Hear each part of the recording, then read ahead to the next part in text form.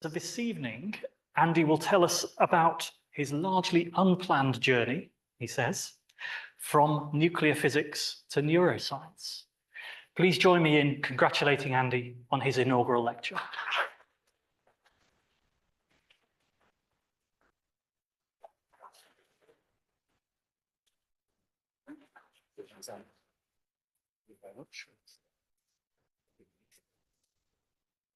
Thank you, Bill, and thanks everyone for coming. Thank you everyone online for joining as well. It's nice to see so many friendly faces here and some that I haven't seen for many years. Nice to see you again. And I just found out from my head of school that she's slightly scared what I might say over the next 45, 50 minutes. I don't know why she'd have that view. I'm hoping that we can keep it all sensible, but you never quite know.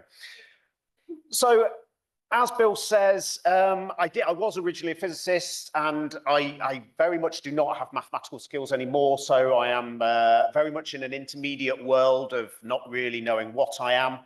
I wanted to spend kind of the first maybe 15 minutes or so giving you an idea of how I came to be here and what I've been doing from sort of transitioning away from physics into whatever it is I do now. And then I'll tell you a bit about the current work that we're doing. And I thought it's unavoidable to tell you a bit about the thalamus, just on the basis that I think it's unavoidable for everyone to know a bit about the thalamus and to think about how they can incorporate that into their own work. So we'll start off with a bit of history, and I'm going to hit you right from the beginning. How cute was that? Unbelievable. Time is a harsh mistress, I'm sorry to say. What I have discovered from that is that I shouldn't let my mum cut my hair. My head is not that shape naturally. I don't know what she's doing at the back there. And I probably shouldn't let her choose my shirts either, because I don't know, it was the 70s. We did have a bit more, a bit more vibrancy about our clothes, but maybe we got a bit carried away there. I went to the same secondary school as Gary Lineker and Emil Heskey, and if you don't know who they are, then you should be somewhat ashamed, and the next slide you're going to really hate. They were footballers, as you might be able to tell from this, and they both played for Leicester, and they both played for England. And that transitions us very nicely into one of the greatest events in sporting history, and probably one of the top 10 events in history, which was when Leicester City won the Premier League in a few years ago, 2015-16 season, and here's Wes Morgan lifting the Premier League trophy. And obviously, birth of a child is very emotional time, but at the same time, Wes Morgan lifting the trophy was even more emotional in many ways.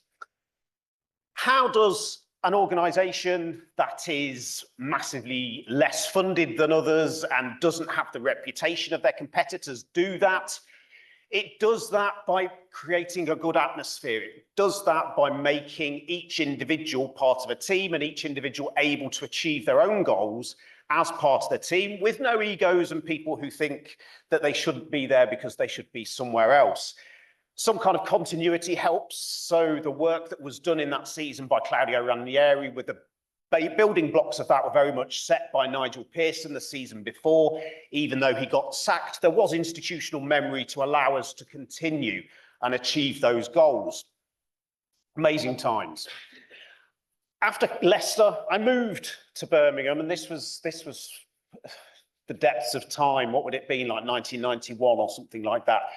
Some aspects of the university have stayed the same. So Old Joe is still there, many of the old buildings, obviously. The rest of campus has changed quite considerably.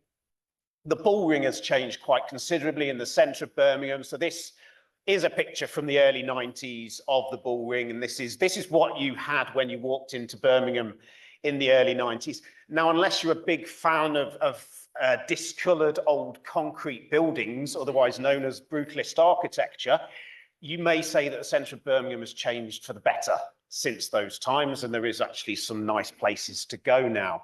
I did physics with astrophysics, followed by applied radiation physics, which led me to the University of Manchester, where I did a PhD in nuclear physics.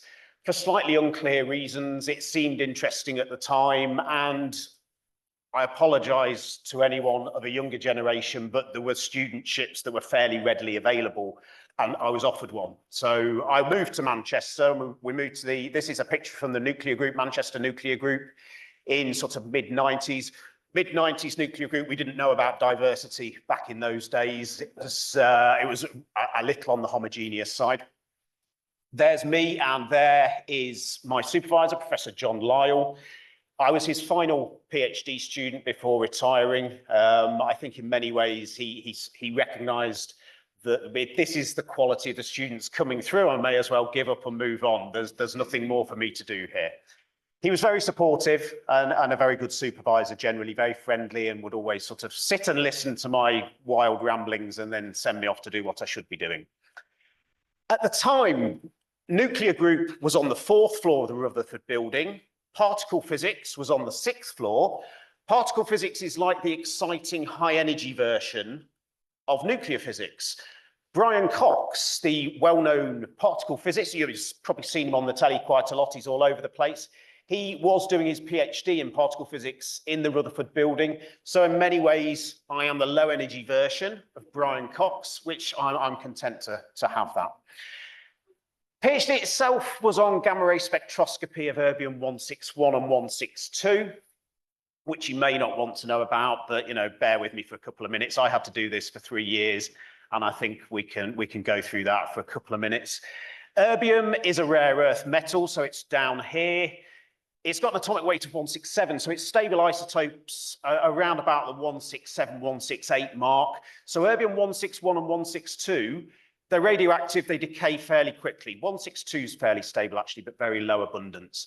We're talking about an element and isotopes of an element that are not really very real in the real world. They just decay away. They're not there in the real world. So that's what I was studying, something that in many ways doesn't really exist.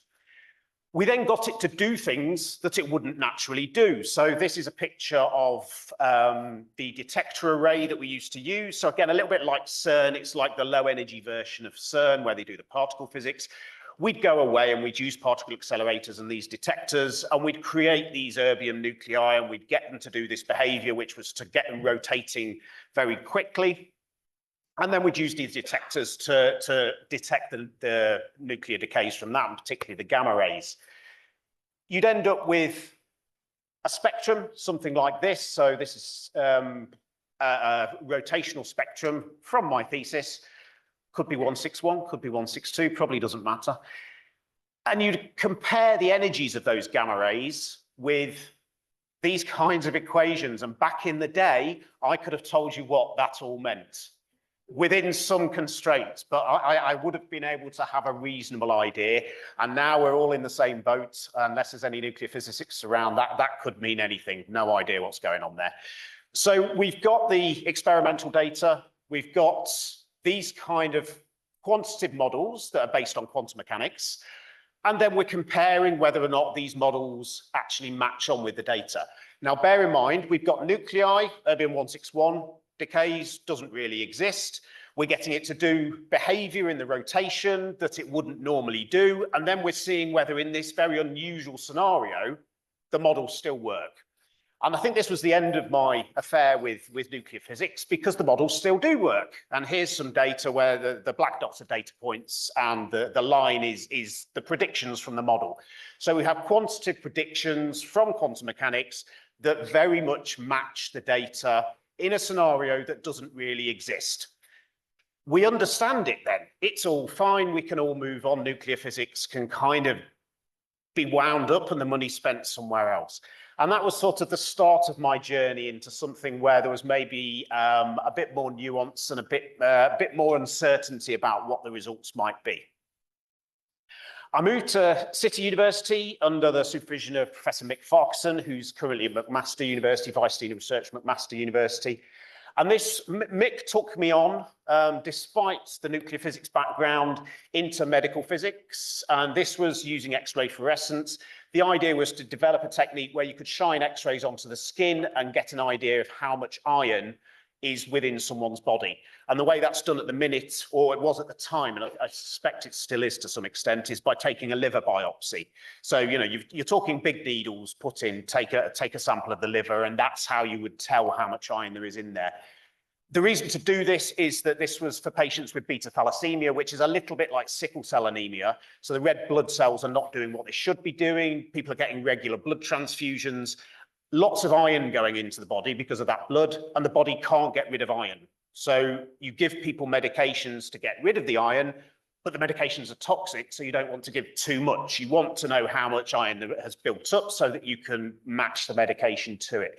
And the idea was that we could do that non-invasively. We didn't quite get there, and I subsequently moved on to UCL with Professor David Holder, who took me into brain science. So it's very much down to David that I got into brain science at all.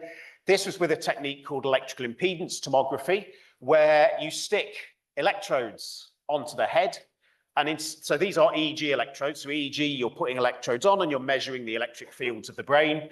In electrical impedance tomography, you're putting a little bit of electric current in, and as the brain works, blood flow changes and the electric current paths will also change. So the idea is you can monitor brain function by seeing how electricity flow is changed as a result of those blood flow changes. The downside being you don't get a huge amount of current into the brain because of the skull, so it's a slightly difficult technique.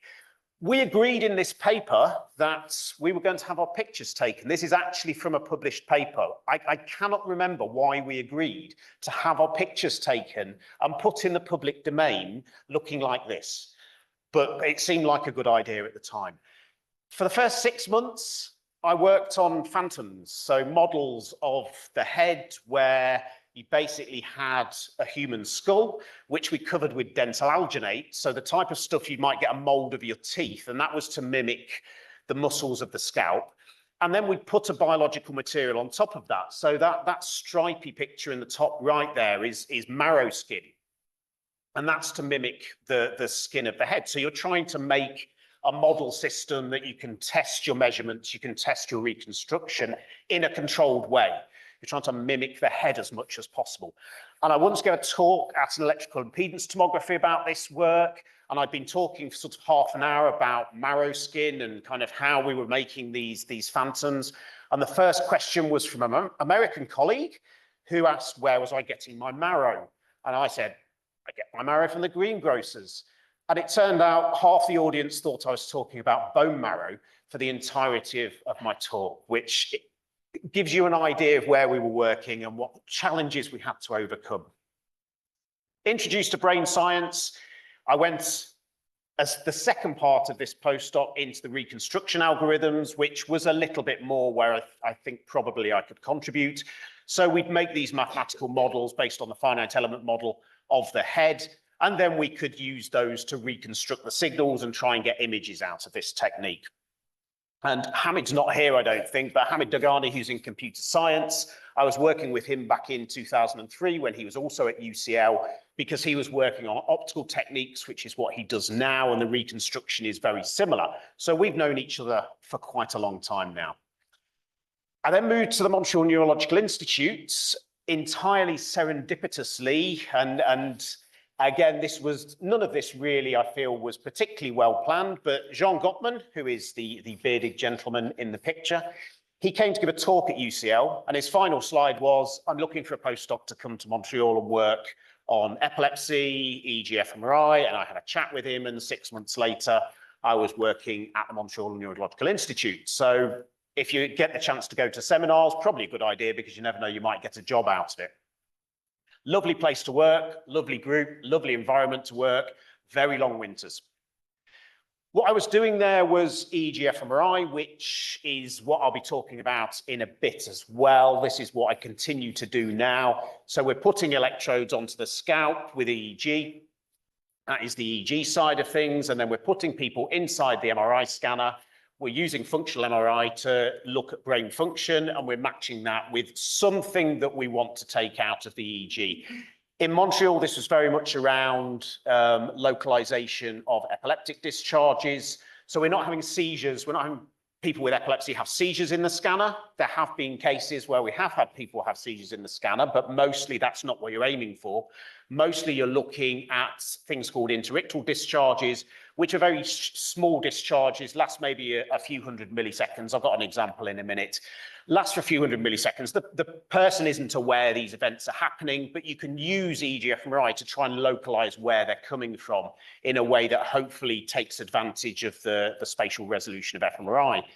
So it was in Montreal that I first got to grips with EEG fMRI, with epilepsy, and with sleep. So I did go back there for a summer after I'd come to Birmingham and worked on intracranial implanted EEG. So these are electrodes implanted directly into the brain, again, as a part of pre-surgical evaluation for people with epilepsy, that you can have electrodes implanted in the brain. Very valuable clinically, which is why it's done, but also has a lot of research applications if you can access that. Now, that was really where I started to look at the interactions between sleep and epilepsy, something which I've continued since then. In 2005, I came to Birmingham, and this was with the opening of Buick. Back then, we were a little bit more gung-ho in the naming of our centres and the design of our own logos. So the University of Birmingham became Birmingham University, which we certainly wouldn't get away with these days. And we did actually, this logo was designed by a member of the management committee. So it was the Wild West back in those days.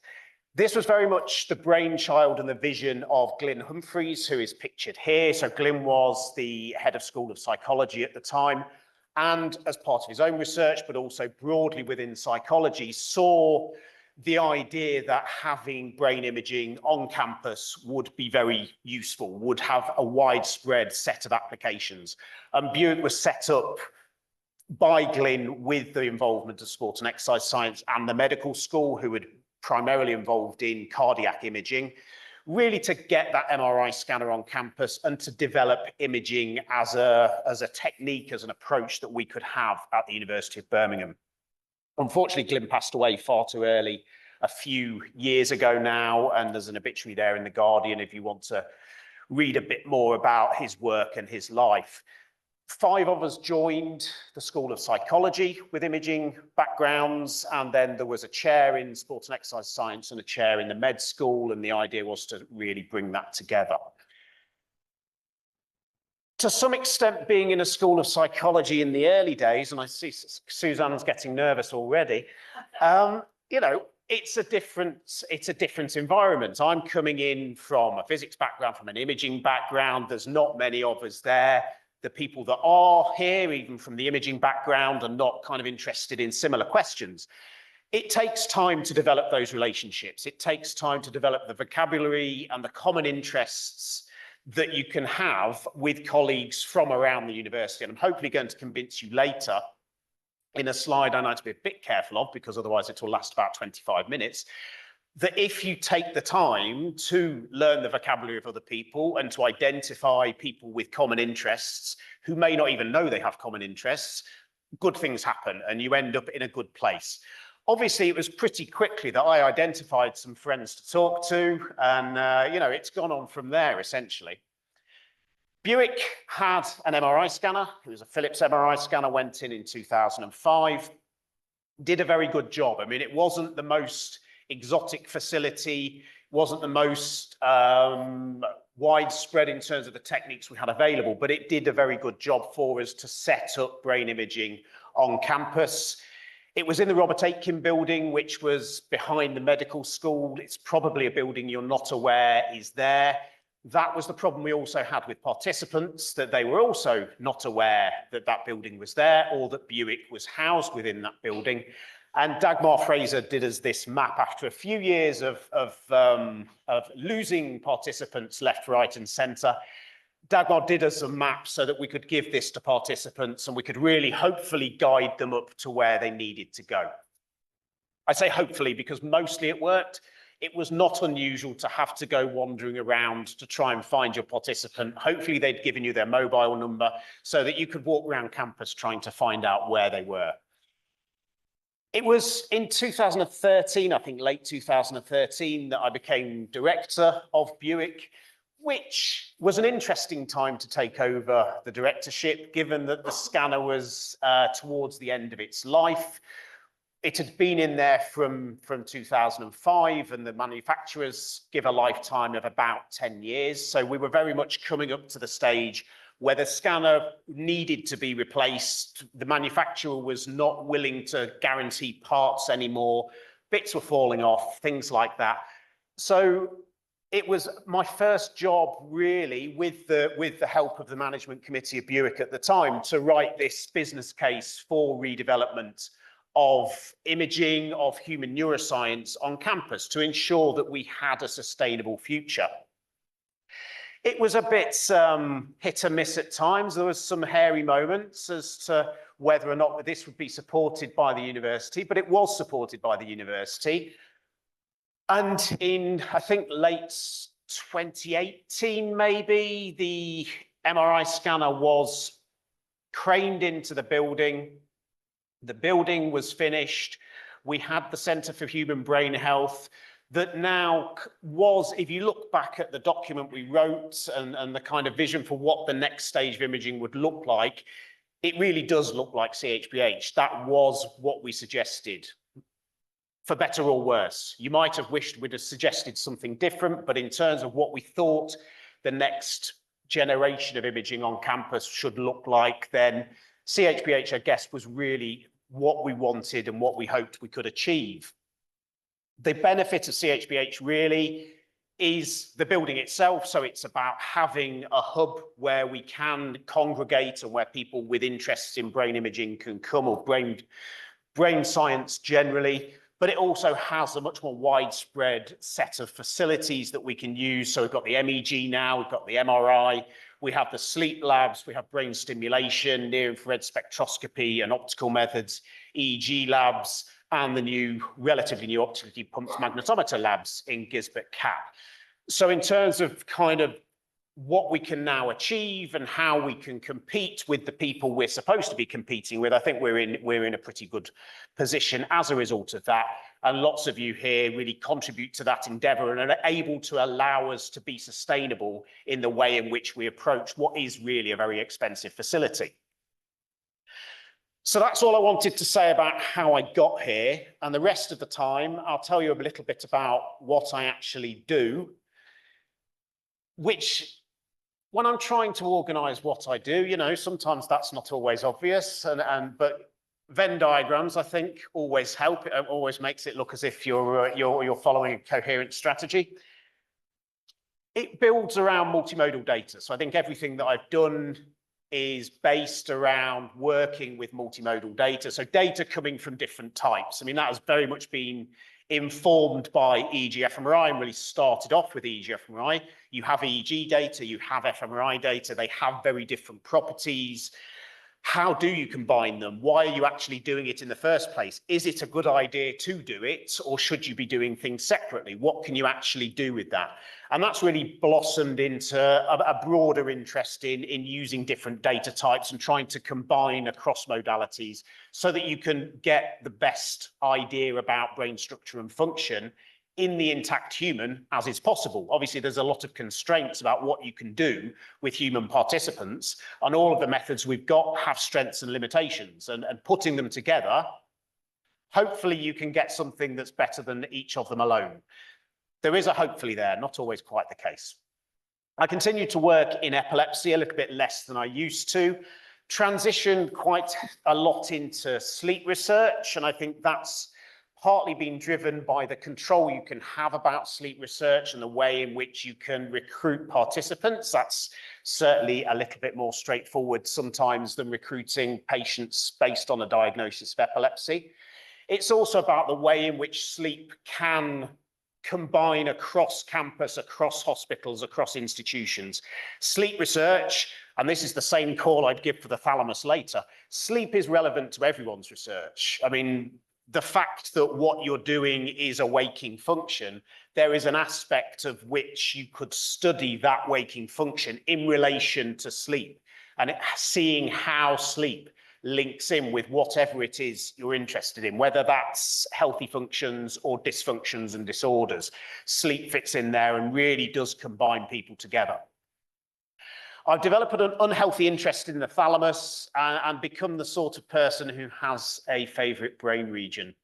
I don't know how I'd have thought of myself about that, back in the day. I always thought people who had favorite brain regions were a bit odd, but now I realize it's perfectly normal.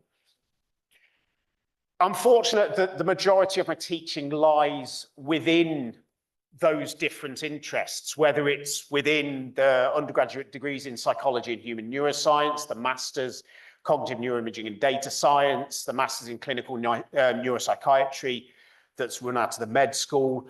I'm able to talk about things that I feel as if I can say something relatively sensible about at quite regular intervals, which I think has been nice and is something that's developed over the years. I do think that this is the lecture theatre where I get my first ever lectures in statistics. It's changed a lot since then. We've all changed a lot since then. It's a nice place to be when you can combine your research interests, I think, with the teaching and really allow people to learn from what you've learned over the course of decades when it's related to your research. So I still do EEG fMRI, or when I say I do, mainly Brandon does, but that's okay. I hang around and talk to him about it. So what we're doing here, electrodes, putting the electrodes on the scalp, not these particular electrodes that are shown there because they are not MRI compatible. We have an MRI compatible system, and we've been fortunate just to be able to buy a new one of those because the old one came in at about the same time I did in 2005. We put the electrodes on, we get people into the scanner, we try to make them comfortable, and it's not the easiest place to be in the first place if you've been in the MRI scanner. If you've got the electrodes on as well, then that adds a level of discomfort and difficulty for participants. If you're then going to try and get people to fall asleep in the scanner, for example, then it's a challenge all the way along. However, I think there are some fairly sensible reasons to continue doing that. I guess just to highlight, why we might want to do EEG fMRI, and this is work from your thesis, Dave. I just stole some random pictures, and here we are. Here's some EEG traces. So on the top, the left-hand one of those, you'll see if you're not familiar with EEG, then each of the wiggly lines is the electrical signal recorded from an electrode or from a sort of part of the scalp representative of part of the brain underlying that. And what we've got there, the vertical line, the vertical black line represents 1 second. So in the top left there, we've got 2 seconds worth of data. In the right-hand side there, we've got about 1 second's worth of data from a few more electrodes. But just to highlight the activity that you might be able to detect on EEG, and we've got these two events. They kind of rise out of the background. They're spiky events, and hopefully, even if you're not familiar with EEG, once they are highlighted there, you can see this is unusual activity. It's not consistent with what's happening on the rest of the electrodes. It's not consistent with what's happening on the same electrodes at other time points. These two types of events look very similar superficially. They last for about the same amount of time, a couple of 100 milliseconds. They have the same sort of peaky appearance. But they are very different events, completely different events. The one on the left is a focal epileptic discharge. So this is a signature of epilepsy. It's one of these interictal discharges. The patient wouldn't be aware that this was happening. The one on the right is a vertex sharp wave. So vertex sharp wave is one of the first electrophysiological markers of sleep onset. So you start to fall asleep. One of the earliest changes in your brain is that it starts to throw out vertex sharp waves. You do not see anything like vertex sharp waves during wakefulness unless you've got epilepsy. And we have these types of events that superficially, from a scalp EEG point of view, look very similar. When you ask the question, because someone's in the scanner and this EEG is in the scanner, we have functional MRI, we can ask where in the brain, in an fMRI context, increases its activity whenever there's one of these events. You end up with these kinds of maps, and the top one there is from the epileptic event. So this is bilateral hippocampal activation. The bottom one is to the vertex sharp waves, very widespread, including primary sensory cortices, thalamus, brainstem. There's a lot of regions that whenever you have that vertex sharp wave, momentarily increase their activity.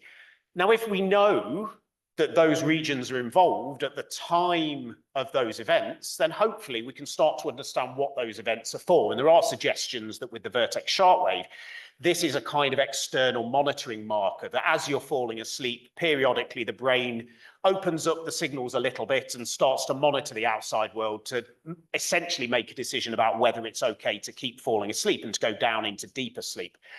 If we didn't have the fMRI here, then we would have events that look relatively similar, but we would not know which brain regions are involved. So that's that use of EEG-fMRI really to try and understand neurobiology, and particularly to try and understand neurobiology of EEG signals that have been known for decades, but are still not particularly well understood.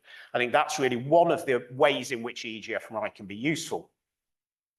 Another way is, as people are falling asleep, we can look to see how different brain regions change how they are communicating. And this is where we come into the thalamus. So those dots in the middle, these regions in the middle here, they are in the thalamus. So the thalamus is this deep structure in the middle of the brain. And we've got two regions here highlighted that represent different regions of the thalamus. And then we've got regions of the cortex. So the cortex is the part outside of on the outer surface of the brain that really has most of the computational power of the brain. And we can see how, as you fall asleep, the relationships between different regions of the thalamus or between the thalamus and the cortex change. How does your brain reorganize itself as you go down into sleep? And we can do that in healthy control participants who are just falling asleep in the scanner. This is a figure specifically focused on what's happening within the thalamus. And what we're finding is generally the signals within the thalamus are becoming more similar as people fall asleep. So rather than different parts of the thalamus doing different things, they're all starting to become a bit more homogeneous. And that's why these values are going up there. This is a measure of functional connectivity, which is essentially the correlation between time series from different regions. So as you're falling asleep and going down into non-REM sleep, the thalamus is becoming more homogeneous, less related, less differentiated in terms of the functions of those individual regions. We can then ask the question, what happens in a pathology where we know there is thalamic dysfunction? So this is basically the same type of idea, looking at what's happening within the thalamus, but now in people with generalized epilepsy. Generalized epilepsy is a thalamocortical dysfunction. It's had links with the thalamus for decades. And we're kind of asking the question here, well, is there a difference in these measures when people are falling asleep, when you have a known pathology of the thalamus? And the answer is yes. So you can start to identify, I guess here, if you focus maybe on the purple and the red bars, the purple is the control, sorry, the purple is the patients, the red is the control participants. We can identify some differences in the internal dynamics of the thalamus as people fall asleep in humans in a way that wouldn't be possible with any other technique. And we're using the EEG here to do sleep staging. We're using the EEG to define different stages of sleep because that is how different stages of sleep are defined. Because I was in a school of psychology, suddenly I got access to people who know about task design, and I'm happy to admit that my task design skills are still rudimentary 20 years down the line. At this stage, I'm really not sure that's going to change. It's not from lack of effort, it just doesn't work. So we've done various things with EEG-fMRI over the years to do with data quality, so to do with looking at different signal processing techniques to see how you can improve data quality, to use different techniques to see how you combine the data. So you've got these different types of signals which have very different properties. How should you combine them? How do you get more information out of it? How do you make it worthwhile to do these simultaneous recordings? We've looked at other types of EEG signatures, so brain oscillations, generally the kind of general oscillations that would be there during wakefulness. Again, asking the question more fundamentally, like with the vertex shortwaves and like with the epileptic activity, which regions of the brain are activated whenever you have changes in these oscillations? So again, what the fMRI gives you is the sensitivity to those deep structures, which you're not really sensitive to if you're just doing recordings from the scalp. So we can learn more about ongoing brain function, whether that's during tasks or rest. And this is something Brandon won't like, but one of the things we've looked at quite a lot over the years, and this is a lot with Steve Mayhew as well, who's somewhere around here. I saw him, he's disappeared now. He's around. Anyway, is to look at the ongoing state of the brain and interactions between what the brain is doing at the time of stimulation and how it responds to that stimulation. Obviously, the brain is a very dynamic system. And if you're assuming that you give it a stimulus and it's going to respond in the same way, no matter what the brain is doing at the time, then you are missing information. So there's ways in which you can analyze these signals to try to tease apart the interactions between these ongoing features of the brain and how it then responds to a stimulus being given. This sort of work absolutely relies on being given tasks in the scanner. You know, we're not doing this with epileptic activity. We're not doing this with sleep activity. We need to start doing task-related fMRI. Not something I was ever particularly skilled at. That's why we have collaborators. That's why we have people who can advise and make sure that things are done properly. My interest in sleep has one other angle, I guess. It has many angles, but this is one other angle, which comes from the recognition that getting people to sleep in the MRI scanner with EEG on is not the most straightforward. The sleep itself is not particularly good. We tend not to have very deep sleep. We tend to recruit people who say they'll fall asleep at parties or on planes or on coaches. So they're a slightly unusual cohort. If you can look at other ways of understanding how sleep is impacting waking brain function that with MRI-based methods, then that gives you a different window. And this really builds on measuring people's habitual sleep with wrist actigraphy. So this is essentially like a Fitbit, but it costs more. It measures movement. You can quantify people's sleep patterns in their own home environment for as long as you want. So normally we might do it for a couple of weeks, could be longer. And you can look to see whether differences in people's sleep patterns are reflected in their brains during wakefulness. So are there differences in brain function? Are there differences in brain structure that are related to differences in sleep patterns? And the answer is yes. We've done it in two major ways, I guess. One is in relation to how much sleep people have. So are there differences in waking brain function that are associated with some people having less sleep, some people having more sleep? You know, we all have our own signature of how much sleep we might have, whether that's going from sort of 7 hours sleep to 10 hours sleep. Is that reflected in waking brain function? It is. It's also reflected in brain structure. There are structural regions of the brain that would be correlated with how much sleep you've had over the past 2 weeks. We've also looked at sleep timing. So this is looking at late sleepers versus early sleepers. Does it matter from the point of view of your waking brain function, whether you go to sleep habitually at 9 o'clock or 4 o'clock in the morning? And it does. Again, we can identify those signatures of brain function and the links between brain function and sleep, and then map them onto cognitive performance. So cognitive performance also is different depending whether you've gone to sleep early or late. It's different over the course of the day. So we have here a way of trying to link those things together. And you can even decode people's sleep preference using Sophie's mathematical approaches and really be able to say purely on the basis of their fMRI data, is it more likely they're a late sleeper or an early sleeper? That information is there within those brain networks. This is the slide where we could be here for a while. So I'm going to, if it looks like I'm going fast, that's because I'm a bit nervous of the slide because I will be here for about 3/4 of an hour. This could be a completely separate talk in its own right. What I wanted to do here is just highlight some projects that I'm involved in to highlight some of the interdisciplinarity that you can get involved in, coming from the brain imaging side of things, coming from sleep, linking across campus and really looking to see what's out there. We have a lot of expertise around campus. We have a lot of people who can really benefit from the expertise we have and who we can benefit from their expertise. And we sit in a kind of hub region of science, I guess, where we can really bring people together. I've already started waffling on too much. I know this was going to go badly wrong. The first thing I want to highlight is, so I've talked about the relationships between epilepsy and sleep. And really, I guess, if we want to understand those relationships, there's something else. There's at least one other aspect that we need to take into account, which is the fact that, and this was work done with children with epilepsy. So children with epilepsy are much more likely to have diagnoses or high traits of neurodevelopmental conditions. So particularly ADHD and autism, much more highly represented in children with epilepsy. Now, if we want to understand the link between epilepsy and sleep, we also know that autism and ADHD are related to sleep. And again, children with autism and ADHD would generally have poorer sleep patterns.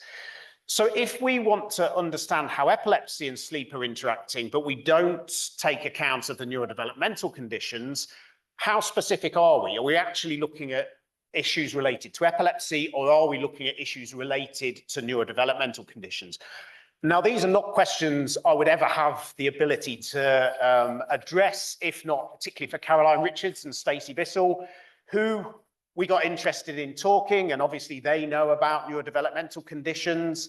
We worked with the Centre for Systems Modelling and Quantitative Biomedicine, so John Terry, Leander Junges, and Wes Waldman in particular, to look at quantifying brain networks from EEG and looking to see how these different aspects of epilepsy, sleep, and neurodevelopmental conditions are represented in brain networks, and can we tease that apart? Can we have signatures more specific to epilepsy, autism, and to sleep disturbance? Without those collaborations, that's work that would never have gone on. That got me talking variously to people about ADHD, and that's led to some nice collaborations with Carmel and Danny's PhD, where we're more specifically looking at sleep ADHD interactions and looking in the context of changes in brain function and structure. So really I would never have been talking about autism and ADHD without Caroline and Stacey, and that's led to different conversations that have really taken things in a different direction, but an interesting direction. All of this stuff, every project I get involved in, it's because it's interesting. It's because it adds something to what I can understand, and it adds these relationships. We're working at the minute with the Institute for Microbiology and Infection, so Willem van Schaik, Matt O'Shea, Dave Inglis, and this is to look at gut-brain interactions. So they know about the gut microbiome. They can quantify the gut microbiome from stool samples. We can then look to see whether or not differences in the composition of the gut microbiome are related to sleep patterns, are related to cognition. And there is a whole body of literature out there about gut-brain interactions that we're kind of trying to build on. Again, not easy to work across the different data types. You have very different types of data with this. But when you're working with submariners and you're able to get involved in a project where you're giving actigraphy and you're giving tasks to submariners in the Royal Navy who disappear, you don't know when they're going to disappear because you're not allowed to know. You don't know when they're going to come back because you're not allowed to know that either. But at some point, you're hoping that after 5 or 6 months of their deployment, they come back and you've got some usable data. Fortunately, we do have, and we're really at the early stages of trying to work with each individual data stream and then worry about how we can combine it. Working closely with various people, I guess, from the Institute for Mental Health, originally about sleep and its interaction with mental health, so particularly with Isabel Morales-Munoz, to see, and she has all this expertise in large data sets, so the large cohort studies where you've got 10, 20,000 participants, and we can ask questions about how sleep might be predictive of later mental health and vice versa. This is also with Nicole Tang in the University of Warwick. More recently, we've also started to look at the relationship between sleep and chronic pain. So that's something we'll be doing over the next few years, is to try and uncover relationships between sleep and chronic pain, and then hopefully introduce some MRI into that and see how that impacts on brain function and structure in the same way we've done previously. Institute for Translational Medicine, there's a lot of work that we can have overlap there with University Hospitals Birmingham. It's an excellent opportunity to have the Institute of Translational Medicine and UHB directly on the edge of campus. I guess I'm involved in 2 projects primarily.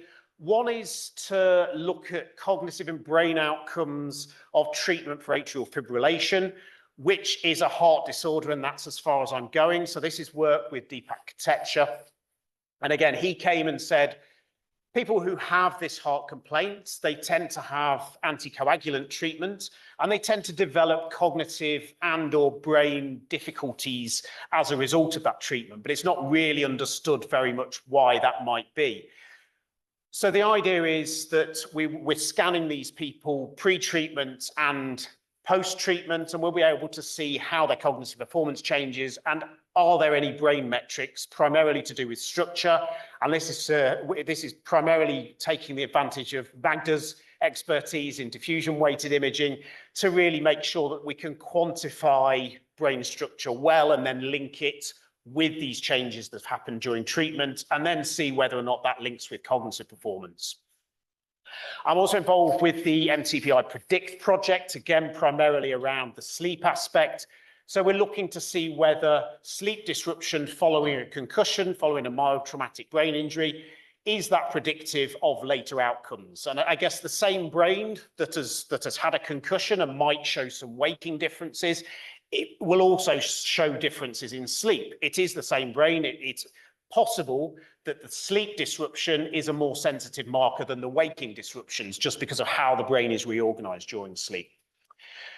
I've had some nice interactions. I guess I mentioned SMQB, but broadly within the School of Mathematics as well. So I'm just starting working with Sam Johnson from Mathematics, Catherine Drysdale from SMQB on a project looking at how to quantify brain networks in order to predict treatment for depression. It's also with Maria Doverman, who provides the mental health expertise. And the fingerprint there is because I've just started talking to Enrico Amico, who I suggest you should all talk to. He's recently started in the School of Mathematics. He does various complicated network-based approaches to brain imaging data, provides a kind of individual person fingerprint based on those network markers. We're looking particularly to see how those markers might change as people fall asleep. So if you have a brain fingerprint from wakefulness, does that become more specific or less specific as you fall asleep? What does that tell you about the reorganization of the brain? And those kind of network approaches and having people with those kind of expertise is extremely beneficial. Work with G's that's just getting up to speed now, will hopefully start soon. So this is to look at the impacts of pollution on the brain. So work that Tom Faherty did with Kim Shapiro in the School of Psychology a few years ago, looking at how exposure to particulates can change cognitive performance. And this is literally, the candle is there because this is getting people into a room with a candle for an hour or two. And after a while, their cognitive performance starts to go down. And obviously, it's quite a nice way of modeling what could happen with exposure to particulates in the environments. And this is work with Francis Pope, and we're taking that into the scanner as well. So we're not going to burn candles in the scanner, you'll be pleased to hear. But we are going to expose people to those particulates and then get them into the scanner and see how brain function changes and how that links with their cognitive differences. And finally, work with Jess Woodhams and Fazila Duran, looking at sleep in relation to crime analysts who are exposed to traumatic material, and to look to see how their sleep patterns change, but also look to see how that links with changes in their mental well-being as they are exposed to more material. All of those projects would not be possible by my expertise. Some of those projects, it's slightly unclear where my expertise lie, but it's very nice to be able to work with different people. And these are all projects from around campus, around the local environment. You don't have to go far. Sleep in particular is something where you can really tap it onto a wide range of different types of questions. Brain imaging as well. You know, we can add these expertise and we can ask questions that can't be asked in many places, and that's a real strength. Finally, I don't know how I'm doing for time. I've got a captive audience, so, you know, what does it matter? Well, I'm just going to carry on. Let's talk a bit about the thalamus. The thalamus is this deep brain region highlighted in red here.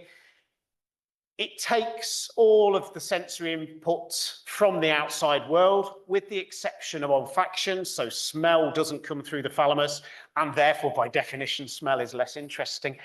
But the thalamus is really the first port of call for sensory information. Nearly all sensory information, as it goes into the brain, first hits the thalamus. The thalamus can then route it to cortex if it wants to. It can do whatever it wants with that information. If the cortex does not receive that information, then a lot less is done with it. And I guess a lot of the nuance about how the signals are processed is lost. If you Google it, or if you look in a textbook, you will find it called a sensory relay, which is not my favorite term for the thalamus. The idea is purely, it's almost like a passive relay, taking that information from the outside world and taking it to the cortex. So the information is going to come in, it's going to hit the thalamus, and then it's going to go to the cortex, this outer part of the brain, and that's where everything interesting will be done. I don't like that characterization personally, and I'm going to tell you why. No one has ever provided a particularly coherent explanation for why you need a relay. You can have axons that are long enough to go from the retina to visual cortex, or to go from any of the sense organs to the area of the cortex that it is going to be doing that processing. So why do you actually need a relay? This is a structure that is conserved in all mammals. It is a basic design of the mammalian brain. It must have something a bit more important than shunting information from here to there when you could just have it connected directly. It can also modify that signal. The thalamus does not always relay a true version of what has happened at the retina or at the cochlea. It can change the information that is forwarded to the cortex, partly on the basis of what the cortex tells it to do, partly on the basis of what maybe the brainstem or other brain regions or the subcortical regions tell it to do. But why are you having a relay that doesn't relay the information coming in? It relays a modified version of that. Most of the thalamus does not receive inputs from the sense organs. So most of the thalamus receives input either from the cortex or from other brain regions. So it is not just there to take information from the outside world, put it in. There are regions of the thalamus that have no input from sensory organs. They take input from other cortical regions or subcortical regions. What exactly is it doing? And again, if you think about this idea of a sensory relay and what that would mean for information flow, it would be suggesting that information comes into the sense organs, into the thalamus, and then to the cortex. If you look, and this is not an easy thing to estimate, but there's, I guess, general agreement, there are about 10 times more axons going from the cortex to the thalamus than from the thalamus to the cortex. So that would suggest the dominant direction of information flow is not from the thalamus and out, it's from the cortex and in. Why is that? And that estimate of 10 times comes from the lateral geniculate nucleus, which is probably as close to a sensory relay as you could get. So there's a lot more complexity here in terms of understanding what the thalamus is doing. And that's the sort of thing that I suspect I may be spending a few years trying to understand. In a way, it comes down to this figure, which I showed you earlier. Naively, at the time when we were doing this work, we were looking at interactions between different thalamic regions. So the yellow and the pink region there, we'd be looking at those interactions and we'd be saying, how do they change during sleep? How might that be impacted by epilepsy? I guess at the time, I hadn't fully internalized the literature that was out there that very clearly suggests that if you have two thalamic regions, they do not have direct connections between them. There seems to be complete agreement upon that. If you want one thalamic region to interact with another thalamic region, it has to do it indirectly. It could go via the cortex, or it could go by a third structure that surrounds the outside of the thalamus that's called the thalamic reticular nucleus. So that's what this square box around the outside represents. It's a third structure that really facilitates that communication. So when we're looking at these relationships between regions, we're actually looking at a more complex circuit that involves the thalamic reticular nucleus. It's an inhibitory structure, purely inhibitory. It seems to be entirely GABAergic interneurons. And everything that goes into or out of the thalamus branches into the reticular nucleus. So it's well placed to know exactly what is going out of the thalamus and what is coming into the thalamus, because everything branches into it. So in that sense and in that context, it's probably not surprising that it's been suggested to have a function about modifying and potentially stopping this interaction between the thalamus and the cortex. If you have an inhibitory structure there, it can stop this information going between the thalamus and the cortex, or between the cortex and the thalamus.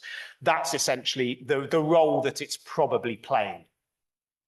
Which brings us to Francis Crick. We always have to have Francis Crick when talking about the thalamus. It gives us kudos. Francis Crick, when you've co-discovered the double helix structure of DNA, where is there to go? The thalamus, because you've realized that there are more fundamental questions to be answered.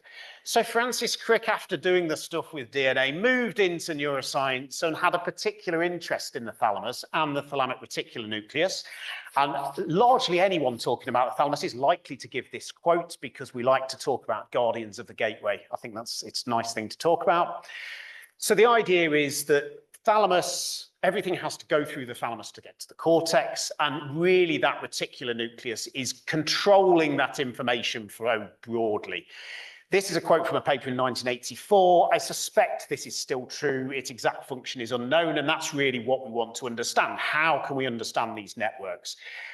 A few years ago, I got interested in this paper where they're suggesting that the thalamic reticular nucleus is performing a similar role in sleep in terms of controlling information flow and during an attention task. So if you imagine that you've got a divided attention task where you might have two sensory modalities, you might have a visual modality and a somatosensory modality. At some point, if you're supposed to be concentrating on vision, then you could do with suppressing the somatosensory modality. In the same way you're sitting here, you're trying to concentrate on visual and auditory, you're probably less concentrating on tactile information. And so that information is suppressed. The suggestion is that the thalamic reticular nucleus is involved in that suppression during wakefulness, but it's also involved in performing a similar role during sleep onset. So during sleep onset, sensory information is still there. You know, the world is still there. It's just that our interaction with that information is changed quite profoundly, and the same level of processing is not done. So this paper suggested in mice that the thalamic reticular nucleus is involved in both of those types of processes, specifically associated with two EEG signatures that we can measure in humans, so alpha oscillations and sleep spindles, which were one of the markers of sleep.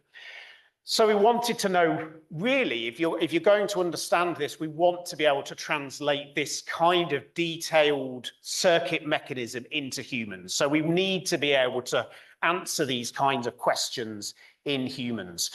With the idea we do that with EEG fMRI and then using ultra-high field MRI, because the thalamic reticular nucleus is small, we benefit from using very high field MRI in order to study it. We can image the thalamic reticular nucleus. I've got an example here. Here's an MRI scan. And if we blow up that in the middle, you can see, hopefully, without me convincing you too much, that there is a kind of thin shell around the outside of the thalamus. That is the thalamic reticular nucleus. It shows up on an MRI. If we compare that with histology, brain slices and staining, where you've got unambiguously the ability to identify these structures, you can see here that parvalbumin and calretinine are able to identify that structure R, and we're seeing something quite similar in the MRI. So it looks like we're able to identify this structure. There is a caveat that this MRI, and you can go on that link and you can play with it yourselves, is a post-mortem brain that was scanned for 100 hours. So we have some issues that we may need to overcome. However, that's what we're trying to do. And this is driven by the University of Nottingham and their knowledge of MR physics, working with Steve Mayhew at University of Aston, really trying to understand how we can develop the structural imaging so that we can identify the thalamic reticular nucleus reliably in waking, happy humans who do not need to be in there for 100 hours. that puts some constraints on what we can do. This image here is a 7 Tesla image, a flash image that shows you the kind of quality you can get. But then you can do various types of approaches, which I'm not really sure I fully understand. But you can do something called quantitative susceptibility mapping, where you're doing some processing in order to provide yourself a map of tissue magnetic susceptibility. So the fundamental properties, the fundamental magnetic properties of brain tissue, you're able to identify using quantitative susceptibility mapping. If we look then, and I might need to convince you here, you might need to go along with me now. This is the sorts of data we're getting so far with this. It's obviously not as clear as we have with the post-mortem sample, but I might be able to convince you, depending on the quality of the projector, and I'm blaming the projector if you can't see that potentially on the left-hand side of this image, there is a slight line on the outer surface of the thalamus. And really, this is what we spend a reasonable amount of time doing, is looking at these images and trying to convince ourselves that there may well be a slight line in the image. It does send you a little bit odd after a while, and you start to see lines in images that may not be there. But I think we are starting to make some progress with being to identify this structure a little bit more reliably. I mean, there's one paper that said it previously identified the thalamic reticular nucleus, and I think we have our doubts about that paper. There's no work at 7 Tesla looking to identify this structure. So there's a lot of work we need to do really to understand how we can really be able to observe that structure and then look at its function in relation to attention and sleep using EEG fMRI. So that's about all I wanted to say, other than a very extensive set of thank yous. But I think that working with people from different disciplines, I mean, I may well be biased because I've come from a different discipline and benefited very much from being surrounded by people with different skills and different interests. I mean, everything I've shown you is not because I know how to do all that. It's because there are people I can work with who can provide those expertise, provide the ways in which we can answer these questions. And we have a lot of that across campus. We've got a good opportunity. Obviously, we can go further afield and we can tap into expertise that allow us to address questions we're interested in from different angles, but also allows other people to address questions that they wouldn't be able to address without the expertise that we might bring. I think where I'd like to see neuroimaging going is starting to think about bridging that gap with the animal literature. So a lot of the understanding that we have about the thalamus, if not most of the understanding we have about the thalamus, comes from invasive electrophysiology in animal models. We need to be able to take that into humans. So we've got a situation here where the thalamic reticular nucleus is linked with a very broad set of functions and dysfunctions. So we're talking about epilepsy, early onset psychosis and schizophrenia, neurodevelopmental conditions, most cognitive functions. If you think about the thalamus and the thalamic reticular nucleus as having a heavy role in controlling information flow, then it's going to be linked very widely with a range of cognitive functions. Pain in the thalamus is a huge field, with the thalamic reticular nucleus particularly involved in that. And if we want to develop models, if we go back to where we departed happily from nuclear physics, if we want to develop quantitative models that we can then use to test against our experimental data and to develop our experimental approaches, then we need to be modeling the structures that we know are involved. We need to be modeling the circuits that we know are involved. First, we need to be able to measure activity. We need to be able to identify those circuits. And that's really what takes a little bit of time, but it is necessary. One thing to highlight is the new national facility for ultra-high field MRI that will be based at the University of Nottingham. It's going to have an 11.7 Tesla magnet. There's about 3 or 4 of those in the world currently. I suspect you may well feel that as you go in and out of it. The higher the field strength, the more you feel it as you go in, as it messes around with your inner ear and makes you dizzy. However, for the sort of work that I'm highlighting, particularly around the thalamus, the additional field strength really allows us to push the image quality further. It allows us to have more specificity, more signal, more contrast, be able to identify these structures and study them more reliably. So this is a list, and putting together a list of this type is a little bit on the nerve-wracking side, because there's almost certainly people I've forgotten, for which I apologise. But just to say thank you to everyone I've worked with in my group over the years. It's always, you work very closely with these people for years at a time. In some cases, with part-time PhDs, you're talking a decade of people's lives. You're talking about marriages, births, divorces, deaths, all of this that you're sharing with people over the years, and they're bringing their expertise, they're bringing their interest. Increasingly, well, for many years now, they're the ones who actually know how to do things. And, you know, I sit there waving my hand and saying, let's do this. I have no idea how to do it. Young person, fly and make it so.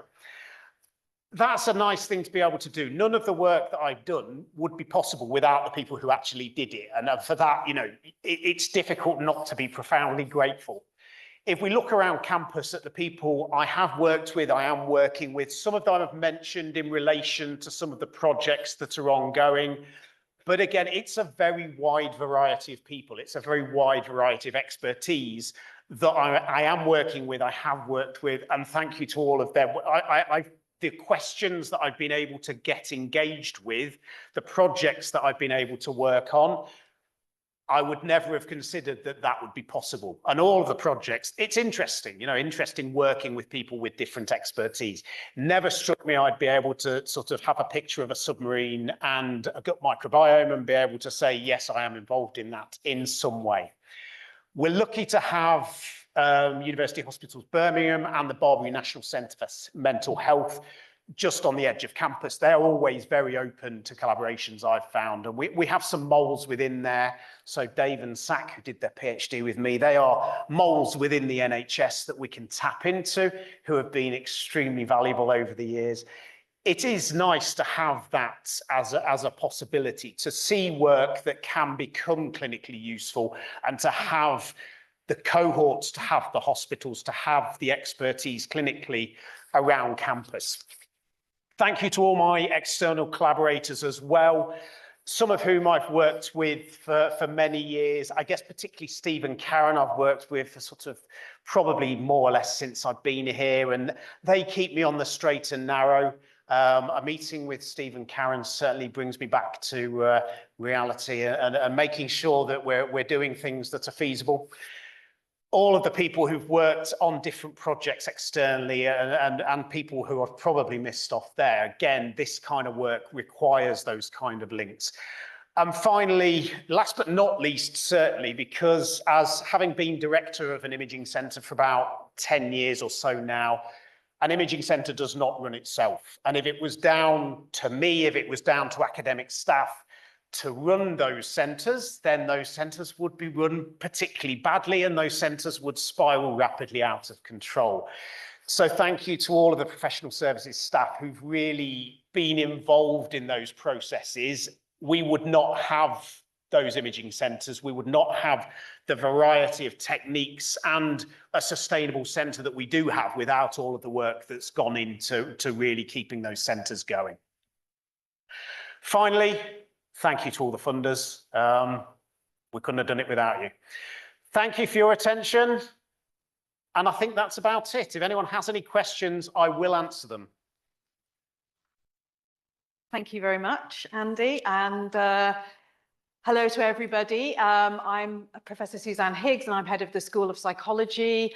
And it's a real honour, actually, to be here to celebrate with Andy. It's a very special occasion to have an inaugural lecture and be able to hear all about where Andy has come from and where he's going and generally about his story. So I'd just like to say a few words just to pick up on what we've been hearing in this lecture today. So I think one of the things that's come through is that Andy's research accomplishments have really involved pushing forward innovative approaches to understanding the brain, but really using technological approaches. So thinking about this combined use of EEG and fMRI. This is obviously challenging, as we've seen, but as we've also heard, that it's very important in providing insights beyond those that we could get from using each of these individual techniques alone. So we've also heard that, yes, he's interested in using technology, but we've also had confirmed that he has a favourite brain area. We all do now. Possibly even two, though. I'm wondering if the thalamic reticular nucleus is vying for the thalamus at top spot. But of course, we've all heard that this is a very interesting area of the brain, but it's also quite difficult to image because of its location and its size. So I think overall, one of the things that we can take away from this lecture is Andy definitely likes a challenge.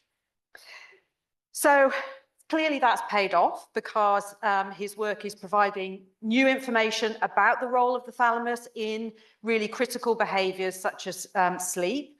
And we've heard that sleep is underlying a range of different health conditions. And so there's really important clinical applications that are flowing from his work that will be improving the quality of life, for example, of people with epilepsy. So another thing I think we've learned is that much like the thalamus, which I think I'm allowed to say is an important connector hub in the brain. I think we So I think we can see that actually this is Andy because he is at the centre of these really exciting interdisciplinary research projects that we've heard about that are answering really important questions. So, Professor Bagshaw, your inaugural lecture has been very enlightening and also very entertaining, I'm sure we can agree. And we're really excited to see how your research is developing over the years to come. So thank you once again.